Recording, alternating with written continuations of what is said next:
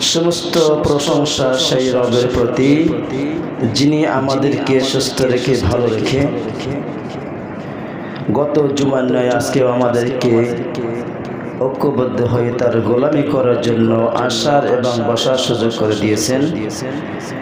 সেই রবের প্রতি আমরা কৃতজ্ঞতা প্রকাশ করতেছি, সেই রবের প্রতি আমরা শুকরগুজার করতেছি, সেই রবের প্রতি আমরা ঈমান এনেছি যিনি আমাদেরকে দয়া করে মায়া করে সুস্থ রেখে গত জুমার নয় আজকেও আমাদেরকে তার গোলামি করার জন্য আসা এবং বসার সুযোগ করে দিয়েছেন।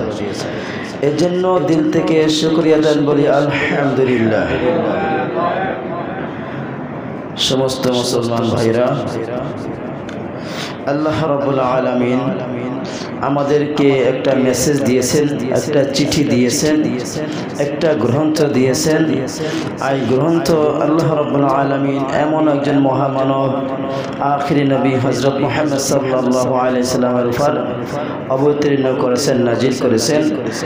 আমরা ইনশাআল্লাহ আশা করি আজকে থেকে আমরা শুরু করব সূরাতুল বাকারা থেকে শুরু করব। আল্লাহ তাআলা আমাদেরকে যতটুকু শোনার এবং বলার তৌফিক দান করুন, আমরা ততটুকুই বলার চেষ্টা করব, শোনার চেষ্টা করব ইনশাআল্লাহ। আল্লাহ রাব্বুল আলামিন মহাগ্রন্থ আল কুরআনুল কারীম নাজিল করেছেন। তার ভিতরে দ্বিতীয় সূরা সূরাতুল বাকারা আল্লাহ রাব্বুল আলামিন একটা গুরুত্বপূর্ণ বিষয় আল্লাহ রাব্বুল আলামিন এই সূরার ভিতরে আলোচনা করেছেন। সেটা হলো তার আইন, শরিয়া, বিধান সম্পর্কে আল্লাহ রাব্বুল আলামিন আয়াত নাজিল করে দিয়েছেন। সূরাতুল বাকারা নামকরণ করা হয়েছে এই জন্য এই সূরার 61 আয়াত থেকে 71 আয়াত পর্যন্ত, 67 আয়াত থেকে 71 আয়াত পর্যন্ত এর ভিতরে একটা গাবী গরু সম্পর্কে আলোচনা করা হয়েছে। বনি ইসরাঈল মুসা আলাইহিস সালামের যুগে একটা ব্যক্তিকে হত্যা করেছে, হত্যা করে তার শত্রু এরিয়ার ভিতরে ফালায় রেখেছে। যারা হত্যা করে ফালায় রেখেছে তারা আবার যে এলাকায় ফালাইছে তাদেরকে দোষারোপ করতেছে এবং তারা এই মৃত্যু ব্যক্তির জন্য মুক্তিপণ চাচ্ছে। ব্লাড মানি অর্থাৎ রক্তের যে একটা মূল্য সেটা তারা চাচ্ছে। তখনকার মূল্য এটা এমন ছিল যে মূল্য মৃত্যু ব্যক্তির মূল্যটা কেমন হবে, 100 গরু অথবা 100 উট অথবা 2000 বকরি, এইটা হলো মৃত্যু ব্যক্তির বিনিময়। এখন হত্যা করেছে কে এই বিষয়টা নিয়ে সবাই চিন্তিত, কে হত্যা করেছে, কিভাবে তাকে হত্যাকারীকে খুঁজে বের করবে। তখন আল্লাহ রাব্বুল আলামিন মুসা আলাইহিস সালামকে বললেন যে তোমাদের কওমের ভিতরে একটা গরু জবাই করো। বনি ইসরাঈলের কাছে যখন বললো যে আল্লাহ তাআলা নির্দেশ দিয়েছেন একটা গরু জবাই করো, আর এই গরু থেকে এক টুকরা গোশত মৃত ব্যক্তির শরীরে লাগাও, মোছা দাও, মৃত ব্যক্তি বলে দেবে। তখন বনি ইসরাঈলরা বিভিন্ন রকমের প্রশ্ন করলো, গাভীটা হবে কি, গাভীটা কি কীরকমের হবে, হলুদ বর্ণ না সাদা বর্ণ না কালো বর্ণ, বিভিন্ন রকমের প্রশ্ন করলো। আল্লাহ রাব্বুল আলামিন তাদেরকে এই বিভিন্ন রকমের আয়াতে বলে দিয়েছেন এবং মুসা আলাইহিস সালাম শেষ সময় বললেন যে এমন একটা গাভী হবে যেটা দিয়ে কখনো কোনো কাজে ব্যবহার করা হয় নাই, আর এইটা কোনো মালিক, সাধারণ মালিকের কাছে থাকবে না। এটা একটা ব্যক্তি এই গরুটাকে জঙ্গলে ছেড়ে দিয়েছিল, আর এই গরুটা জঙ্গলে চরে বেড়ায় খাইতো। এই গরুটাকে কোনো প্রকারে মানুষে তাদেরকে শিকার করতে পারবে না, কিছুতেই শিকার করতে পারবে না। যতই কাছে যাবে গরুটা ততই দূরে দৌড়াবে। যখন এই গরুটা সংবাদ পেল একটা এতিম বাচ্চা যখন এই মালিক মারা যায়, তখন এই সন্তান এই গরুটা জঙ্গল থেকে নিয়ে আসে। আনার পরে জিবরিল আলাইহিস সালাম মৃত্যু মানে মানুষের বেশ ধরে তখন ওই ছেলের কাছে যাইতো, বলতে তোমরা এই গাভীটা বিক্রি করবা কিনা। তখন তার আম্মা বলে দিয়েছে গাভীটা বিক্রি করবা, 5টা দিরহাম স্বর্ণ এই মূল্যে বিক্রি করবা। আর যখন বিক্রি করবা তখন আমি মা আমাকে জানাবা। যখন এইটা জিবরিল আলাইহিস সালাম মানুষের বেশ ধরে যখন এই গরুটা কিনতে আসলো তখন এইটাই বলল যুবক।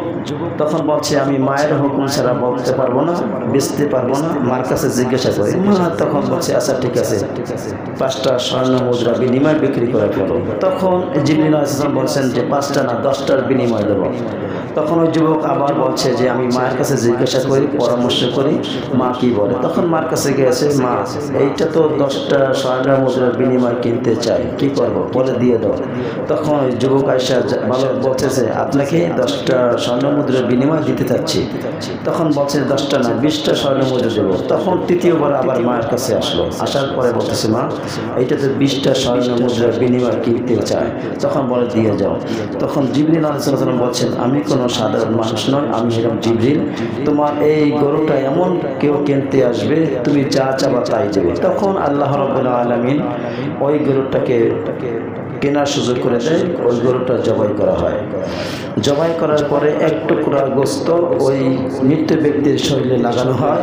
মৃত ব্যক্তি যুবক মানে জীবিত হয়ে তখন ওই হত্যাকারীর নামটা বলে আবার মৃত্যুবরণ করে।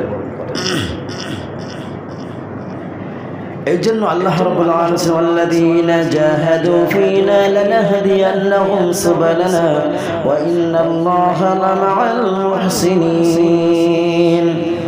যারা আমার পথে সর্বোত্তম প্রচেষ্টা করে চলতে চাবে আমি রব তাদেরকে আমার পথে চালাবো।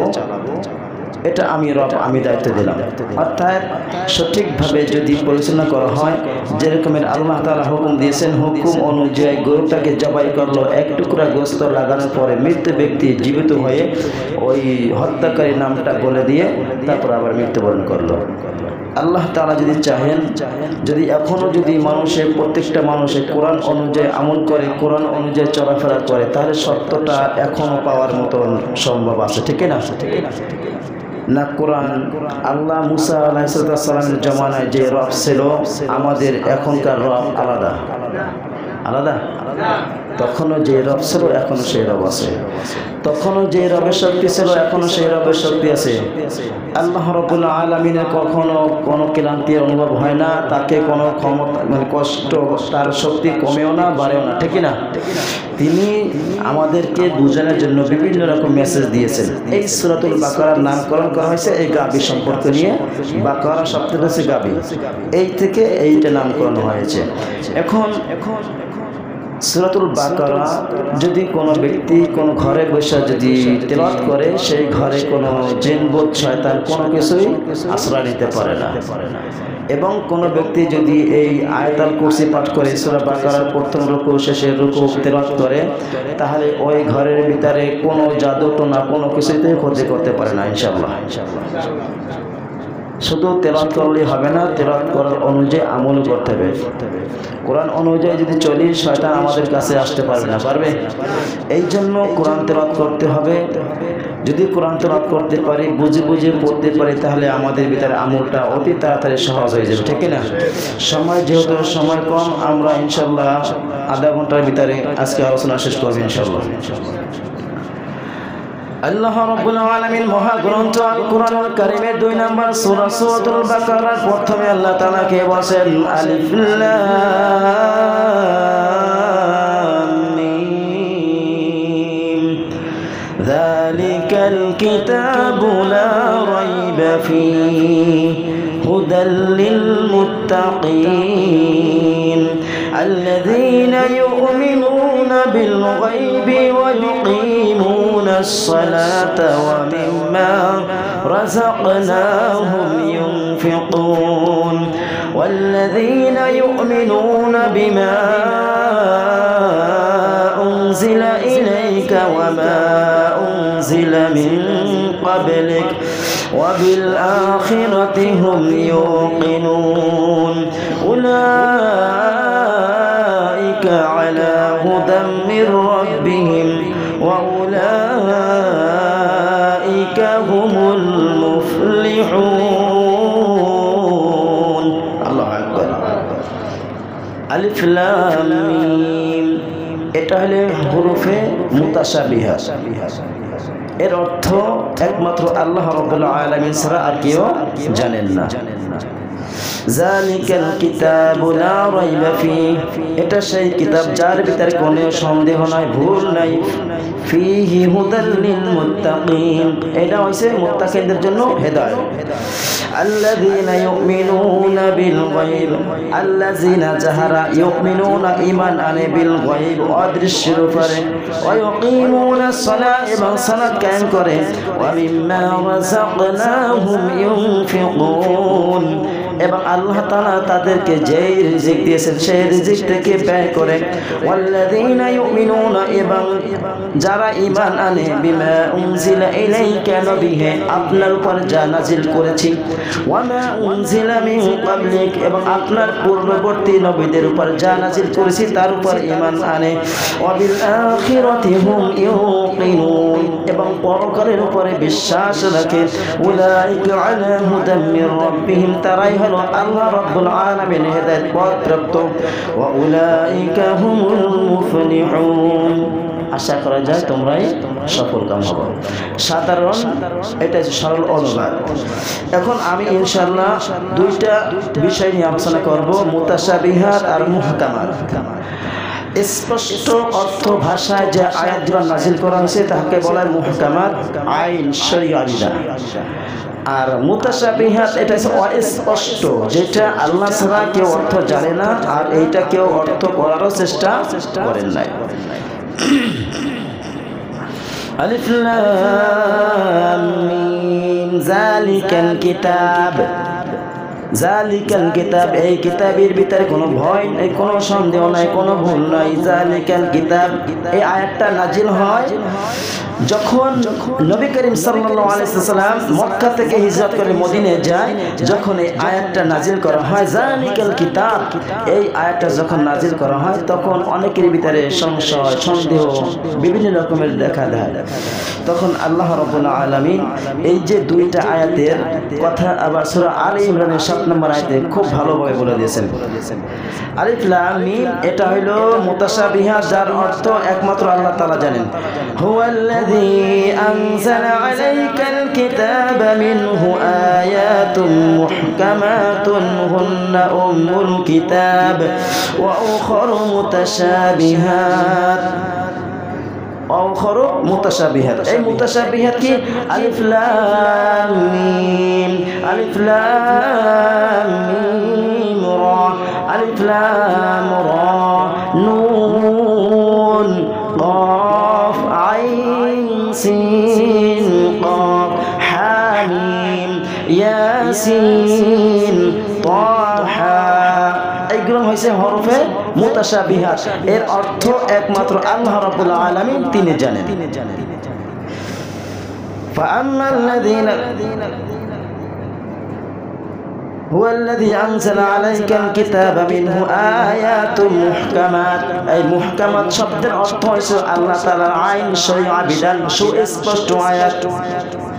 হুন্না উম্মুল কিতাব ওয়া উখারু মুতাশাবিহাত, হুন্না উম্মুল কিতাব, এটা হইল জননী বলা হয়, কিতাবের জননী মা। সর্বশ্রেষ্ঠ কিতাব বলা হয়, আসমানি কিতাব হয়েছে 104 খানা, তার ভিতরে প্রসিদ্ধ হয়েছে বড় হয়েছে 4 খানা, তাওরাত, জাবুর, ইনজিল, কুরআন। এই 114 খানার ভিতরে 4 খানার ভিতরে সর্বশ্রেষ্ঠ কিতাব হইল আল কুরআন। ওয়া উখারু মুতাশাবিহাত, এবং এই মুতাশাবিহাত এর স্পষ্ট আয়াত আল্লাহ তাআলা কাউকে জানান নাই, তিনি এর অর্থটা রেখে দিয়েছেন। ফাআম্মাল্লাযীনা ফী কুলুবিহিম, ফাআম্মা অতঃপর আল্লাযী যাহাদের, ফী কুলুবিহিম অন্তরের ভিতরে কি রয়েছেন, যায়গুন বক্রতা, ত্রুটি, যায়গুন ফায়াত্তাবিউনা মা তাশাবাহা মিনহু ইবতিগাআল ফিতনাহ, যাদের ভিতরে অন্তরের ভিতরে বক্রতা আছে, ফিতনা সৃষ্টি করতে চায়, মানুষের ভিতরে বিপর্যয় সৃষ্টি করতে চায়, মানুষের ভিতরে সংঘর্ষ বাধাই দিতে চায়, তারাই শুধু এই আয়াতের ব্যাখ্যা করার চেষ্টা করবে, এই মুতাশাবিহাতের পিছনে পড়ে থাকবে। ওয়ালা ইয়ালামু তা'ওয়ীলাহু ইল্লাল্লাহ, এই আয়াতের অর্থ একমাত্র আল্লাহ ছাড়া আর কেউই জানে না।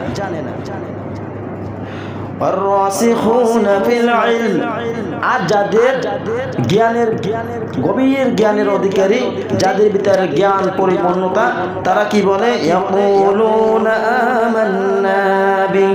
আমরা ঈমান আনলাম ওই গুণের উপরে যে গুণ কুল্লু ইনদি রাব্বিনা ওয়া মা ইয়াযাক্কারু ইল্লা উলুল আলবাব, যে গুণ আল্লাহ রাব্বুল আলামিন নাযিল করেছেন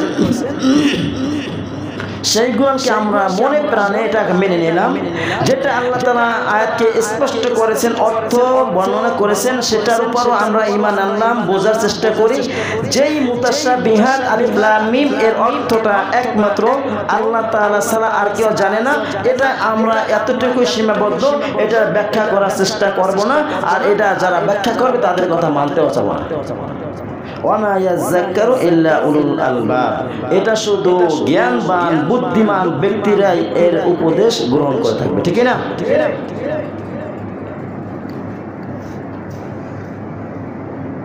আলিফ লাম মিম, আল্লাহু লা ইলাহা ইল্লা হুয়াল হাইয়ুল কাইয়্যুম نزل عليك الكتاب بالحق مصدقا لما بين يديه ألف لام ميم حروف মুতাশা এর অর্থ আমরা জানি না। আল্লাহু লা ইলাহা ইল্লা হুয়াল হাইয়ুল কাইয়্যুম, আল্লাহ এক চিরঞ্জীব ও শাশ্বত সত্তা, যিনি বিশ্বজাহানের সমগ্র ব্যবস্থাপনা ধারণ করে আছেন, যা সত্যবাণী হিসেবে আল্লাহ রাব্বুল আলামিন বহন করে এনেছেন। কার উপরে? নবীর উপরে এনেছেন।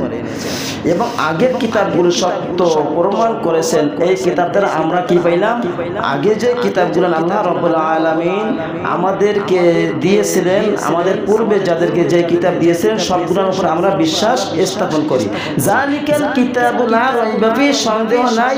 এই সন্দেহ নাই যখন আয়াতটা নাজিল হয়, কাফেররা বিভিন্ন রকমের কথা বলতেছিল যে জালিকাল কিতাব, এই কিতাবের ভিতরে যদি কোনো ভুল নাই, আল্লাহ তাআলা তাওরাতে এবং ইনজিলে যেই কোরআনের কথা বলা হয়েছে, আল্লাহ তাআলা আমাদেরকে যেই কথা বলেছেন, আমাদেরকে যে মেসেজ দিয়েছেন, যেই কোরআনের কথা বলেছেন, সেই কোরআন এইটা নয়।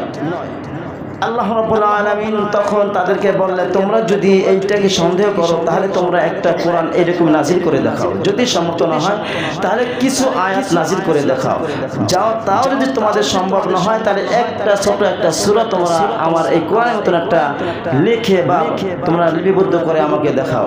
যদি না পারো ফাইল্লাম তাফআলু ওয়ালাম তাফআলু ফাত্তাকুন নারাল্লাতী ইয়াকুদুহান নাস ওয়াল হিজারা, তাহলে অতঃপর তোমরা সাবধান হয়ে যাও।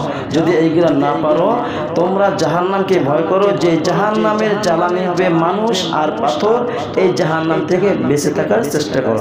অতএব কোরআনের ভিতরে কোনো ভুল নাই, সন্দেহ নাই, এইটা থেকে তোমরা বেঁচে থাকো।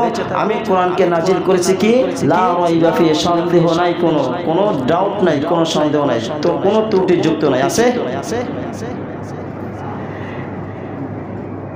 সূরা আরাফের 1 এবং 2 নম্বর আয়াত, আলিফ লাম মিম সাদ, আলিফ লাম মিম সাদ। এখন পর্যন্ত কোন তাফসীর কারো, কোন বড় বড় যারা কোরআন রিসার্চ করে কোরআন তাফসীর লিখেছেন, এখন পর্যন্ত কেউ যে এই আলিফ লাম মিম সাদ এই হরফে মুতাশাবিহাতের অর্থ এখন পর্যন্ত কেউ করতে পারে না, আর কখনো তারা চেষ্টাও করবে না ইনশাআল্লাহ। কিতাবুন উনজিলা ইলাইকা ফালা ইয়াকুন ফি সাদরিকা হারাজুম মিনহু লিতুনজিরা বিহি ওয়া যিকরা লিল মুমিনিন, এটা তোমার প্রতি নাজিল করা হয়েছে একটা কিতাব, কাজী তোমার মনে যখন কোন সম্পর্কে এই সঞ্চয় সন্দেহ যদি না আসে এইটা কি আসলে কোরআন, এটা মুহাম্মদ সাল্লাল্লাহু আলাইহি ওয়াসাল্লাম বলেছেন, আপনার উপর যে কিতাবটা আমি নাজিল করেছি, যে কোরআনটা নাজিল করেছি, কখনো কোনো অবস্থাতেই কোনো সময় যদি আপনার মনে যদি কোনো সম্পর্কে কোনো সংকোচ অথবা সন্দেহ না হয়। এটি নাজিল করার উদ্দেশ্য হচ্ছে এইটা মুমিনদের যারা অস্বীকারী কাফেরদের জন্য ভয় দেখানোর জন্য, ভয়ভীতি দেখানোর জন্য, আর মুমিনদের জন্য একটি উপদেশ মাত্র, মুমিনদের জন্য একটি উপদেশ মাত্র। সূরা ইব্রাহিম 1 এবং 2 নম্বর আয়াত। আমি দুইটা আয়াত নিয়ে কথা বলতেছি, একটা হচ্ছে মুতাশাবিহাত, একটা হচ্ছে মুহকামাত।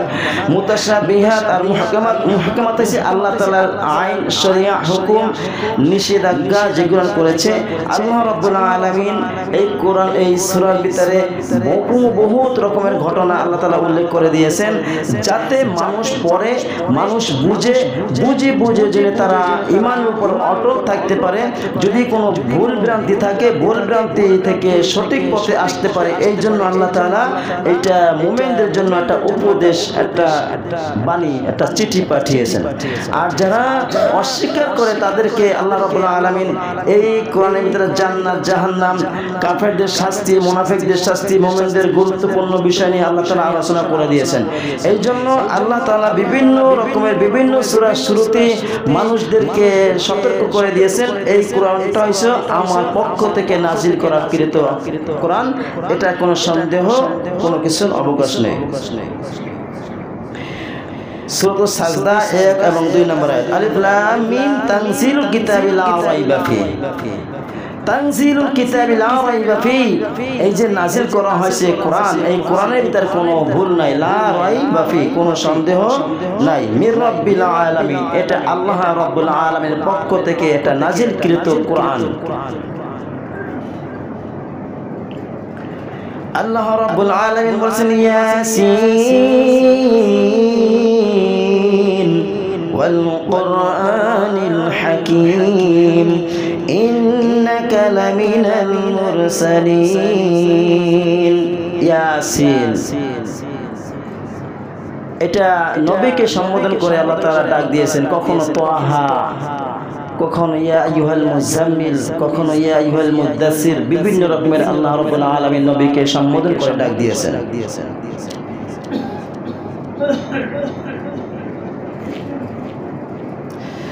আল্লাহ রাব্বুল আলামিন বলেন কসম, ইয়াসিন আল কুরআনিল হাকীম, কোরআনের কসম খেয়ে আল্লাহ তাআলা বলেন তুমি নিঃসন্দেহে রাসূলদের অন্তর্ভুক্ত, ইন্নাকা লামিনাল মুরসালিন।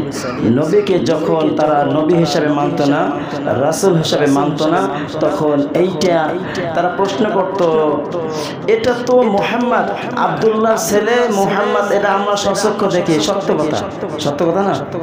তাহলে এখন ছোট থেকে যে বড় হয়েছে তাকে মেনে নেওয়া এটা খুবই একটা কঠিন বিষয়।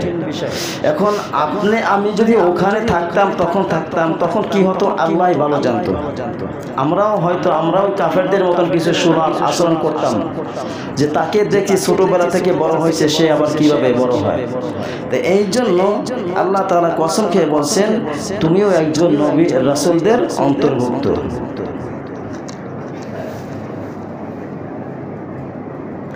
এই কোরআন কোথায় ছিল? কোরআন কিভাবে নাজিল হয়? কোরআনের প্রতি মানুষের বিশ্বাস আসে, সেই ব্যবস্থা আল্লাহ রাব্বুল আলামিন বিভিন্ন আয়াতে বিভিন্ন রকমের সূরা আল্লাহ তাআলা বর্ণনা করে দিয়েছেন। সূরাতুল বুরুজ আল্লাহ রাব্বুল আলামিন 21 এবং 22 নম্বর আয়াতে বলেন বাল হুয়া কুরআনুম মাজিদ ফি লাওহিম মাহফুজ, বরং এটা উন্নত মর্যাদা সম্পন্ন একটা কি কোরআন। ফি লাওহিম মাহফুজ, যা সংরক্ষিত লাওহে মাহফুজে লিপিবদ্ধ করা হয়েছে। লাওহে মাহফুজ থেকে আল্লাহ রাব্বুল আলামিন যখন একটা আয়াত পাঠিয়েতেন, আর এই একটা আয়াত আল্লাহ রাব্বুল আলামিনের হুকুমে নবীর কাছে প্রেরণ করতেন জিবরিল আলাইহিস সালাম। বুখারীর বর্ণনায় 7553 নম্বর হাদিস, বুখারীর বর্ণনা 7553 নম্বর হাদিস। عن أبي هريرة رضي الله تعالى عنهما قال لما قضى الله الخلق كتب كتابا عنده غلبت أو قال سبقت رحمتي وغضبي فهو عنده فوق العرش। আবু হুরায়রা রাদিয়াল্লাহু তাআলা আনহু হাদিসটি বর্ণনা করেন।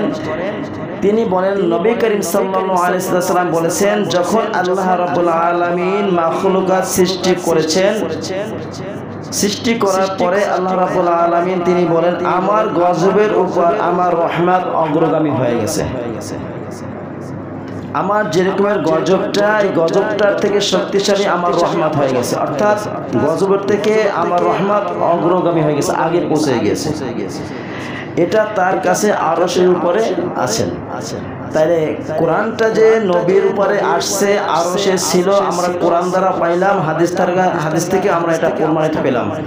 অর্থাৎ এই কথায় বোঝা যায় এখন তো আমরা সহজভাবে পেয়েছি, কোরআনকে কেউ অস্বীকার করি না।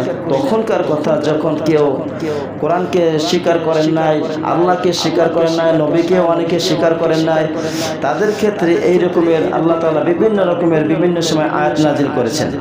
এখন তো আমরা ছোটবেলা থেকে শুনতে শুনতে আসছি, যার কারণে আমাদের ভিতরে বিশ্বাস ঢুকে গেছে যে মহাগ্রন্থ আল্লাহর পক্ষ থেকে এসেছে। আমরা কি অস্বীকার করি না? করি। যদি আমরা তখনকার যদি আমাদের সামনে বসে যদি এরকম আয়াত নাজিল হইতো, তাহলে আমরাও মনে করি কিছু না কিছু উল্টা পাল্টা চিন্তা ভাবনা করতাম, ঠিক না? যে আগুনে পড়ছে সে আগুনের কষ্টকে সে যে এসির ভিতরে বসে থাকে সে কি বুঝবে? আওয়াজ দেন, বুঝবে? যে ঠান্ডা পানিতে গোসল করেছে আর যে এয়ার কন্ডিশন গরম এয়ার কন্ডিশনের ভিতরে আছে সে কেউ ঠান্ডার অনুভব করতে পারবে? তারা যারা জুলুম অত্যাচার নিপীড়ন দেখেছে, তারা কিভাবে এই কোরআনকে মেনে নিয়েছে, নবীকে মেনে নিয়েছে, আল্লাহকে মেনে নিয়েছে, এই হিস্টোরি ইতিহাস জানলে আমরা মনে করি এটা কাল্পনিক গল্প ছাড়া আর কিছু না, ঠিক না? যারা ঈমান এনেছে, উত্তপ্ত মরুভূমি বালুর উপরে চিৎ করে পাথর দিয়ে শোয়াই রাখছে, তারা কষ্টকে তারা বুঝছে, আমরা এখন কষ্ট বুঝি না। খুবাইব রাদিয়াল্লাহু তাআলা আনহুকে জীবিত শহীদ বলা হয়, তাকে বল্লম দিয়ে খোঁচাই জীবিত মানুষটাকে হত্যা করেছে। খাব্বাব রাদিয়াল্লাহু তাআলা আনহুকে জ্বলন্ত আগুনের উপর আঙ্গারের উপর শোয়াই রাখছেন, চর্বি আর রক্ত গলে গলে পড়ে তার আগুন নিভে গেছে। এরা ইসলাম কি কষ্ট করছে এরা বোঝে, ঠিক না? আপনি আমি এইটা বুঝবো না। কোরআন আল্লাহ তাআলা দিয়েছেন, মেনে নিলাম, মুখে স্বীকার করলাম, মানতে রাজি নাই, ঠিক না? আপনি কোরআন পড়বেন, কোরআন রিসার্চ করবেন, আপনার কোনো শত্রু হবে না। আপনি কোরআন পড়ে আমল করবেন, কোনো সমস্যা নাই। যখন বাস্তবায়ন করতে গিয়ে কোরআন প্রচার করবেন, তখন আপনাকে মায়ের দূর খেতে হতে পারে, জেল জরিমানা হতে পারে, ঠিক না? আপনি যখনই বলবেন আল্লাহু লা ইলাহা ইল্লা হুয়াল হাইয়ুল কাইয়ুম, আল্লাহ ছাড়া কোনো ইলাহা নাই, আমরা এক আল্লাহকে বিশ্বাস করি, এই সমস্ত দেবতা এই সমস্ত কিছু মানি না, তখন আপনার বিরুদ্ধে এই সমস্ত দেবতার প্রভুরা আপনাকে কি করবে? বিভিন্ন রকমের হুমকি দামকি দেবে, বিভিন্ন রকমের জুলুম অত্যাচার করবে। যেইগুলো করবে সাহাবীদের উপর করেছে, নবীদের উপর করেছে, সেইগুলো আপনার উপর আমার উপর আসবে। যখনই কোরআন থেকে রিসার্চ করে কোরআন প্রচার করবে তখন আসবে, ঠিক না? এখন মসজিদের বসে কোনায় বসে আপনি এক খতম দেন দৈনিক, আপনাকে কেউ ডাকে জিগাবে না। আপনি 3 দিনে এক খতম কোরআন পড়েন, আপনার কোনো শত্রু হবে না। আপনি যখন কোরআন পড়বেন, বুঝবেন, এই বোঝার পরে মানুষকে যখন আহ্বান করবেন, এই মানুষগুলো আপনাকে বিভিন্ন রকমের শত্রুতা শুরু করে দেবে।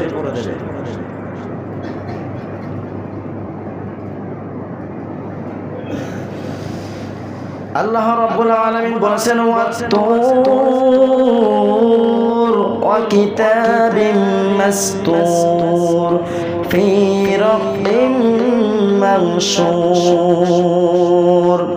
আল্লাহ রাব্বুল আলামিন তুরের শপথ খেয়ে বলেন, ওয়া কিতাবিম মাসতুর, এমন একখানা খোলা কিতাবের কথা আল্লাহ তাআলা বলেন, ফি রাক্কিম মানশুর, যার মধ্যে চামড়ার উপর লিখিত। এই লিপিবদ্ধ করা হয়তো কোথায়? চামড়ার উপরে। এই কাগজের উপর যদি লিপিবদ্ধ করা হয়, আল্লাহ না করুক একটু বৃষ্টির পানি পড়ুক, একটু যদি কোনো আপনার যদি পানি পড়ে, যদি এইটা যদি কোনো ঘরের কোনো জায়গা যদি পড়ে থাকে, এইটা অলি পোকায় খেয়ে ফেলবে না? এই জন্য আগেরকার এই লিপিবদ্ধ করতো, গাছে লিপিবদ্ধ করতো, পাথরে খোদাই করে লিপিবদ্ধ করতো, এরপরে চামড়া, হরিণের চামড়া এইগুলো লিপিবদ্ধ করে রাখতো। যখন এইটা যে শুনতো সেই কিন্তু এইটা লিপিবদ্ধ করে রাখতো। এটা অনেক পর নবীজি যাওয়ার পরে অনেক বছর পরে এইটা যখন একবারে সব কোরআন শরীফ এক জায়গায় আনা হয়েছে। এই জন্য চামড়ায় লিখিত, চামড়ায় লিখলে চামড়া সহজে পচে না, আর এটা যখন খুব যত্ন সহকারে রেখে দেওয়া হয়তো।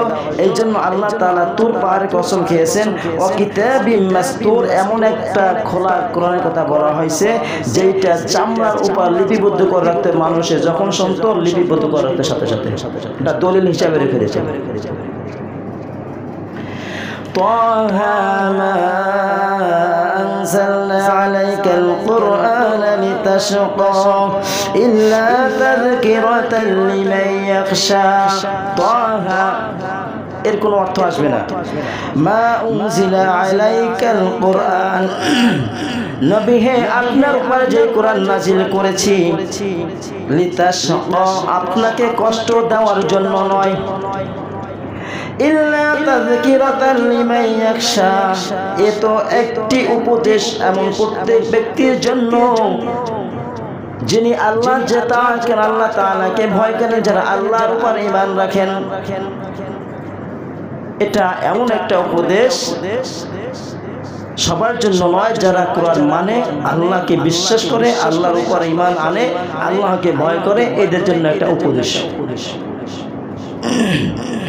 হামিম তানজিলুম মিনার রহমানির রহিম এটা পরম দয়ালু ও মেহেরবান আল্লাহর পক্ষ থেকে নাজিলকৃত একটা চিঠি একটা মেসেজ একটা কোরআন কোরআনের বাংলা ভাষা হচ্ছে চিঠি মেসেজ আরবিতে বলা হয় মেসেজ বাংলায় খবর চিঠি যেটা বুঝি আর এইটা আল্লাহ রাব্বুল আলামিন আপনাকে আমাকে হেদায়েতে আনার জন্য এত কিছু আল্লাহ রাব্বুল আলামিন আপনাকে আমাকে সতর্কবাণী করেছেন ঠিক না এই জন্য আমরা সব সময় চেষ্টা করব আল্লাহ রাব্বুল আলামিন আমাদেরকে সঠিক পথে পরিচালনা করার মতো তৌফিক দান করুন জোরে বলুন আমিন হামিম আইন সিন কাফ কাযালিকা ইউহি ইলাইকা ওয়া ইলাল্লাযীনা মিন ক্বাবলিকা আল্লাহুল আজিজুল হাকীম মহাপ্রভাবশালী ও জ্ঞানময় আল্লাহ তোমাদের কাছে ও তোমাদের পূর্ববর্তীদের রাসূলের কাছে প্রত্যেকের কাছে ওহী পাঠিয়েছেন আপনার কাছেও আমি ওহী পাঠিয়েছি ওহী প্রেরণকারীকে ওয়া মা ইয়ানতিকু আনিল হাওয়া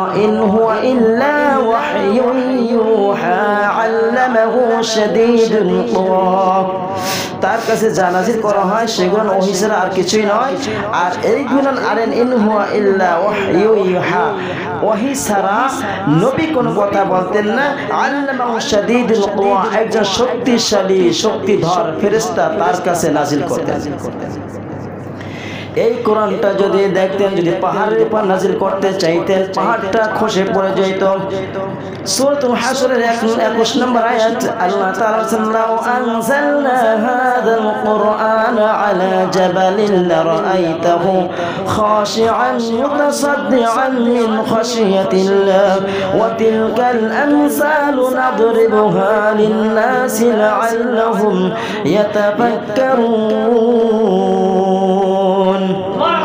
لو أنزلنا هذا القرآن على جبل لرأيته خاشعا তুমি দেখতে পাইতে যদি আমি এই কোরআনকে নাযিল করতাম পাহাড়ের উপর পাহাড় ভয়তে খসে খসে পড়ে যেত আল্লাহ রাব্বুল আলামিন সূরাতুল আহজাবের 72 নম্বর আয়াতে আল্লাহ তাআলা কয়জনের উপরে এইটা নাযিল করতে চাইছিলেন আল্লাহ তাআলা বলে দিলেন ইন্না আরাদনাল আমানাতা আলাস সামাওয়াতি ওয়াল আরদি ওয়াল জিবালি ফাআবাইনা আন ইয়াহমিলনাহা ওয়া আশফাক منها وحملها الإنسان إنه كان ظلوما جهولا إنا عرضنا الأمانة على السماوات الله تعالى إرادة করলেন ইচ্ছা করলেন আসমানের উপর কোরআন নাজিল করবে আল্লাহ তাআলার উপর আল্লাহ তাআলার কাছে বলেন আসমান বলেন আর এর ভারসাম্য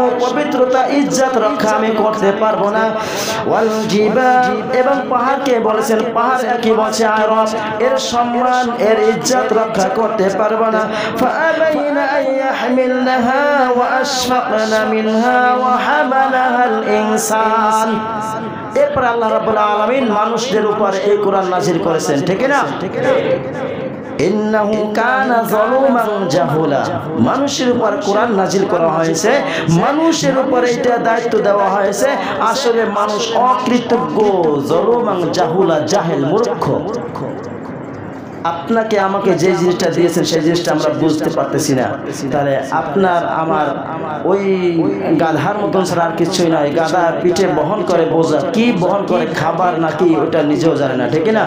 শুধু কোরআন শরীফটা শুরু থেকে শেষ পর্যন্ত কয়টা খতম দিলাম, এর নাম কোরআন পড়া না। কোরআন পড়া হইল, এটা কি কোরআন পড়া কি বাধ্যতামূলক না? কথা বলে না। স্কুলে ইংলিশ মিডিয়ামে পড়া এটা কি বাধ্যতামূলক? কথা বলে না। তাহলে ইংলিশ মিডিয়ামে যতটুকু গুরুত্ব দিয়ে পড়া হয়, বাংলা এই ইংলিশ মিডিয়ামের টিচার বাসায় থাকে, কলেজে থাকে, বিভিন্ন রকমের কোচিংয়ে থাকে, তারপরে ইংলিশ মিডিয়ামে অনেকে ফেল করে না? এত গুরুত্ব দিও। আর কোরআন শরীফ পড়ে আলহামদুলিল্লাহি রাব্বিল আলামিন আর রহমানির রহিম মালিকি ইয়াউমিদ্দিন ছোটবেলা থেকে বড় হয়ে গেছে, এখন পর্যন্ত বুঝি না এই কোরআনের এই ফাতিহার ভিতর কি বলা হয়েছে। কোরআন কয়েকবার খতম দেওয়া হয়েছে, কোরআন বিষয়ে আমরা বুঝি না, অজ্ঞ।